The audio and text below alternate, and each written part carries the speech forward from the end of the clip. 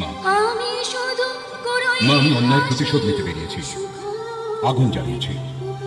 যখন যখন নন্দু আমাকে শুদ্রানী মা বলে সম্বোধন করলো, যখন তার হত্যায় পাঁচাল আমার কেশ আকর্ষণ করলো। মা, মাগো, প্রতিরতা সীতার অস্ত্র জলে লঙ্কা ভেসে গেল, লাঞ্ছিতা দ্রৌপদীর ক্রোধে কুরু বংশ ভস্ম হয়ে গেল।